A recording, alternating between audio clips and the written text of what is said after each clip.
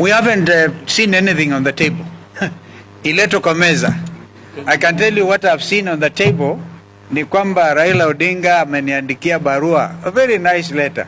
My dear brother, as a founder member of ODM, all right, ninakualika kwa shughuli. There will even be a dinner event on the 10th. And unfortunately, I'm going to reply nimwambie on the 10th, we will have the National Delegates Congress of Wiper Patriotic Front.